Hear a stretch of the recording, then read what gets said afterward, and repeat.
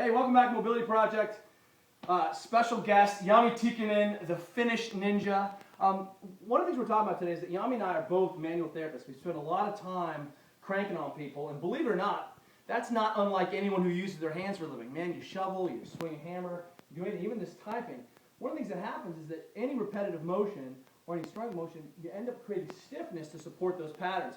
You know, add a terrible body position on top of that, of course, it's awful.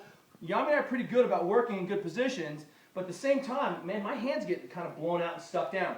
So if you correlate that a step further, take that to what it looks like to do some high rep pulling or some Olympic lifting where you get the dreaded Fran pump out. If you've ever done a workout where you're flipping a tire and your hands pump out, imagine what that kind of damage or potential kind of lack of sliding surface ends up looking like, especially when, how many times do you mobilize your forearms? So many every day. You slut.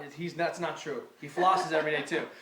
The idea is I actually do too. But the issue is, we don't think of our forearms as just like our calves. Many of us working our feet, stretching the calves all the time. We don't do anything until we end up with some pain in the lateral bits. When we see really limited and shortened tissues in the lateral part of the arm or the medial part of the arm, we can correlate this thing. When we see elbow pain on the inside, usually our athletes are having a lack of external rotation. Or they're having problems on this side, usually we see a lack of internal rotation. The issue is that the tissues may not be able to buffer that lack of shoulder range of motion, and then they suddenly become a little bit brittle and pull off on that. That's one of the mechanisms. So what I want to show you is a couple of ideas today about improving this forearm position, and certainly working overhead or that dreaded forearm pump. So take a look at this.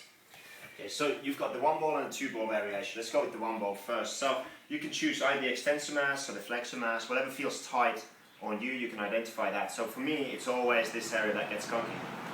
I'm going to hit the ball on any surface. It could be on the ground, kitchen table. I'm just going to find whatever feels nasty and horrible for me.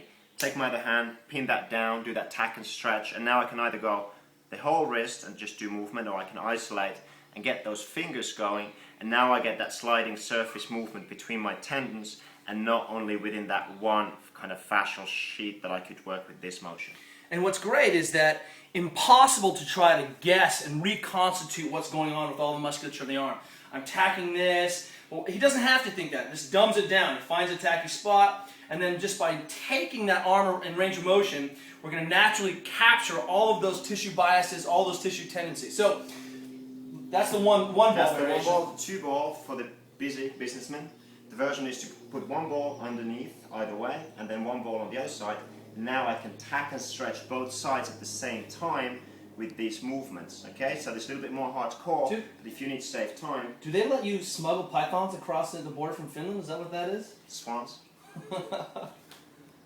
So the main thing is if we can improve that sliding surface. Now take a look at this. We're not a big fan of kind of junky stretching, mobilizing devices. This was sent to us by our friend Terry Cross, armaid.com, like arm AID. And this thing, on the first look, looks really silly. And then we started playing with it, and it's miraculous. Now take a look at this. Strap it to your leg. And again, if we can strap any torture device to yourself, that already makes us fans, right? You black out, it's still attached to your leg. Now look, it allows me to set the width. I slip my hand in here, and then I can create that pressure in those areas. And now the thing that Yami was having a hard time with was actually setting some of the external rotation because of the limitations of pressing the bar. Here I can get my shoulders, arms straight, and I can do that same biasing of all of those tissues and work through there, tack and stretch. I can differentiate that. I can even get into the interosseous membrane between the two bones, which is the kind of big sheet of connective tissue that keeps those bones from shearing and separating.